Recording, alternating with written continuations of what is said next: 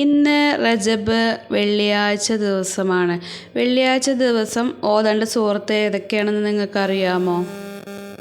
വെള്ളിയാഴ്ച പോലെ തന്നെ റജബ് വ്യാഴാഴ്ചയും ഓതേണ്ട സൂറത്തുകൾ ഞാൻ പറഞ്ഞു തരാം. റജബ് വ്യാഴാഴ്ച ദിവസം ഓതേണ്ട സൂറത്ത് എന്ന് പറയുന്നത് സൂറത്തുൽ കൗസറാണ്.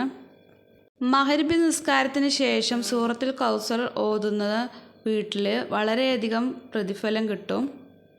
അതുപോലെ തന്നെ വെള്ളിയാഴ്ച ദിവസം സുബഹി നിസ്കാരം കഴിഞ്ഞതിന് ശേഷം ഇദാ ജാ എന്ന് തുടങ്ങുന്ന സൂറത്ത് ഓതൽ വളരെയധികം പ്രതിഫലം കിട്ടുന്ന ഒരു സൂറത്താണ്. എല്ലാവരും അപ്പോൾ ഇതൊന്ന് ഓതി തുടങ്ങുക. അപ്പോൾ സുബഹിക്ക് നമുക്ക് സമയം കിട്ടില്ല, രാവിലെ ഫുഡും കാര്യങ്ങളൊക്കെ ഉണ്ടാക്കുന്ന സമയമാകുന്നത് കൊണ്ട് തന്നെ സമയം കിട്ടാത്തവർ പകൽ സമയങ്ങളിൽ ഓതി തീർക്കുക. പിന്നെ ഈ സൂറത്തുകളൊക്കെ ചെറിയ സൂറത്തുകൾ ആയതുകൊണ്ട് തന്നെ നമ്മൾ മുസാഫ് എടുത്ത് ഓതി ഇരിക്കേണ്ട ആവശ്യമൊന്നുമില്ലല്ലോ. ഇതൊക്കെ നമുക്ക് ചെറിയ സൂറത്തായതുകൊണ്ട് തന്നെ നമ്മൾ അടുക്കള ജോലി ചെയ്യുന്ന സമയത്ത് വേണമെങ്കിൽ നമുക്ക് ഇത് ഓതി തീർക്കാം. പിന്നെ അതുപോലെ തന്നെ റജബ് വെള്ളിയാഴ്ച ദിവസമാണ് ഇന്ന്. അപ്പോൾ നമ്മളിൽ നിന്ന് മരിച്ചു പോയ ആരാണെങ്കിലും, ഉമ്മയാണെങ്കിലും വാപ്പയാണെങ്കിലും മകനാണെങ്കിലും അതുപോലെ നമ്മുടെ കുടുംബത്തിലെ ആരാണെങ്കിലും നമ്മയിൽ നിന്ന് മരിച്ചു പോയവർ നമ്മളെ തേടി വരുന്ന, നമ്മളെ വീട്ടുമുറ്റത്ത് നമ്മളെ തേടി വരുന്ന ഒരു ദിവസമാണ് വെള്ളിയാഴ്ച. ആ ഒരു നിമിഷം അവർക്ക് നമ്മൾ ഒരു സമ്മാനം പോലെ അവർക്ക് നമ്മൾ കൊടുക്കേണ്ടതുണ്ട്. അവർക്ക് നമ്മൾ സമ്മാനമായി കൊടുക്കേണ്ടതെന്ന് പറഞ്ഞു കഴിഞ്ഞാൽ നമ്മളെ പ്രാർത്ഥനയാണ്. നമ്മിൽ നിന്ന് മരിച്ചു പോയവർക്ക് നമ്മൾ പ്രാർത്ഥിച്ചാൽ മാത്രമേ നമ്മൾ മരിച്ചു കഴിഞ്ഞാൽ നമ്മളെ മക്കളും നമ്മളെ കുടുംബക്കാരൊക്കെ നമുക്ക് വേണ്ടി പ്രാർത്ഥിക്കുകയുള്ളൂ. മരിച്ചു പോയവർക്ക് വേണ്ടി നമ്മൾ സലാത്തെങ്കിലും ചൊല്ലുക. ആ സലാത്ത് നബി സല്ലല്ലാഹു അലൈഹി വസല്ലമ തങ്ങളുടെ അടുത്തേക്ക് നേരിട്ട് ചെല്ലും എന്നാണ് പറയപ്പെടുന്നത്. നമ്മൾ ചെല്ലുന്ന സലാത്തുകളെല്ലാം നബി സല്ലല്ലാഹു അലൈഹി വസല്ലമ നേരിട്ട് വീക്ഷിക്കും എന്നാണ് വെള്ളിയാഴ്ച ദിവസത്തിൻ്റെ പ്രത്യേകത. വെള്ളിയാഴ്ച ദിവസം നമ്മൾ സലാത്ത് ചൊല്ലിക്കഴിഞ്ഞാൽ നബി സല്ലല്ലാഹു അലൈഹി വസല്ലമ നേരിട്ട് വീക്ഷിക്കുന്നതാണ്. ഈ റജബ് വെള്ളിയാഴ്ച ദിവസം നമ്മൾ ഒരു 300 സലാത്തെങ്കിലും നമ്മൾ ചെല്ലണം. ഇങ്ങനെ ഒരു നിമിഷം ഓരോരുത്തരും നഷ്ടപ്പെടുത്താതിരിക്കുക കേട്ടോ. പിന്നെ അതുപോലെ തന്നെ വെള്ളിയാഴ്ച ദിവസങ്ങളിൽ, അതുപോലെ തന്നെ റജബ് വെള്ളിയാഴ്ച ദിവസങ്ങളിൽ സൂറത്തുൽ ഫാത്തിഹ ദിവസവും പാരായണം, ഒരു പ്രാവശ്യമല്ല നമ്മൾ 7 പ്രാവശ്യമെങ്കിലും പാരായണം ചെയ്ത് കൊണ്ടിരിക്കുന്നത് വളരെ നല്ല ഒരു സൂറത്താണ് സൂറത്തുൽ ഫാത്തിഹ. പിന്നെ ചെറിയ സൂറത്തായതുകൊണ്ട് പെട്ടെന്ന് ഓതി തീർക്കാവുന്നതാണ്. മുസാഫിൻ്റെ ഒന്നും ആവശ്യമില്ല. നമ്മൾ അടുക്കളയിൽ ജോലി ചെയ്യുന്ന സമയത്തൊക്കെ ഓതി തീർക്കാവുന്നതാണ്. പിന്നെ അതുപോലെ തന്നെ ഖുൽ ഹുവല്ലാഹു അഹദ് അല്ലാഹു സമദ് എന്ന സൂറത്ത് നമ്മൾ 100 പ്രാവശ്യം നമ്മൾ ഓതിയിട്ട് നമ്മൾ എന്ത് പ്രാർത്ഥിച്ചാലും ആ ഒരു പ്രാർത്ഥന നമുക്ക് സ്വീകരിക്കും. അതുമല്ല ഖിയാമത്ത് നാളിൽ അവൻ്റെ ഖബറിൽ അവന് പ്രകാശം കൊടുക്കുന്നതാണ് ഈ സൂറത്ത് 100 തവണ വെള്ളിയാഴ്ച ദിവസങ്ങളിൽ ഓതിയാൽ. അപ്പോൾ എല്ലാവരും ഓതുമല്ലോ. ഒരിക്കൽ നബി സല്ലല്ലാഹു അലൈഹി വസല്ലം അങ്ങനെ നടന്നു പോണ സമയത്ത് ഒരു സഹാബത്ത് ഖുൽ ഹുവല്ലാഹു സൂറത്ത് ഓതുന്നുണ്ട്. അപ്പോൾ നബി സല്ലല്ലാഹു അലൈഹി വസല്ലം അയാളോട് പറഞ്ഞു, വജബത്ത്, നിങ്ങൾക്ക് സ്വർഗത്തിലൊരു വീട് നിർബന്ധമായി എന്ന്. അപ്പോൾ കൂടെയുള്ള സ്വഹാബി നബി സല്ലല്ലാഹു അലൈഹി വസല്ലമയോട് ചോദിച്ചു.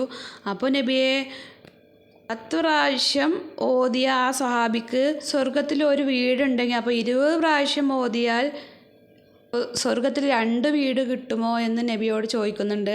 അപ്പോൾ നബി പറയുന്നുണ്ട്, തീർച്ചയായും. നബിയുടെ ഈ ചരിത്രത്തിൽ നിന്ന് മനസ്സിലാക്കാൻ കഴിയുന്നത് ഖുൽ ഹുവല്ലാഹു അഹദ് എന്ന സൂറത്ത് അത്രക്കും പവിത്രമായ ഒരു സൂറത്താണ്. അപ്പോൾ നിങ്ങൾ കഴിയുന്നതും വെള്ളിയാഴ്ച ദിവസം എന്ന് വേണ്ട, എല്ലാ ദിവസങ്ങളിലും നിങ്ങൾ അടുക്കള ജോലിയൊക്കെ ചെയ്യുന്ന സമയത്താണെങ്കിലും നിങ്ങൾ ഇത് ഓതിയും കൊണ്ടിരിക്കുക. അത്രക്കും നല്ല ഒരു സൂറത്താണ്. പിന്നെ നമ്മൾ ഓതുന്ന സമയത്ത് നമ്മൾ ഇതിൻ്റെ അർത്ഥം അറിഞ്ഞ് നമ്മൾ ഓതുക. പിന്നെ അതുപോലെ തന്നെ വെള്ളിയാഴ്ച ദിവസം വളരെ പുണ്യമേറിയ ഒരു ദിക്റാണ് സുബ്ഹാനല്ലാഹി വബിഹംദിഹി അദ്ദദ ഹൽക്കി വരിദാ നഫ്സി വസിനാത്തുൽ അർശിഹി വമിദാ കലിമത്തിഹി എന്ന ഈ ദിക്ർ നമ്മൾ എത്ര ചൊല്ലുന്നോ അത്രക്കും പുണ്യം ലഭിക്കുന്ന ഒരു ദിക്റാണ്. അപ്പോൾ എല്ലാവരും ഇത് ഒരു പ്രാവശ്യമെങ്കിലും ദിവസം ഒന്ന് ഓതാൻ നിങ്ങൾ ശ്രമിക്കുക.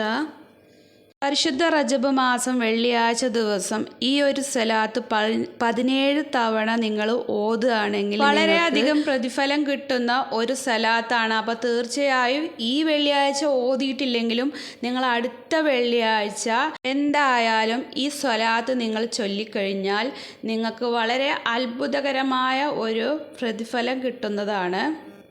ഞാൻ ആ ഒരു സ്വലാത്ത് നിങ്ങൾക്ക് പറഞ്ഞു തരാം.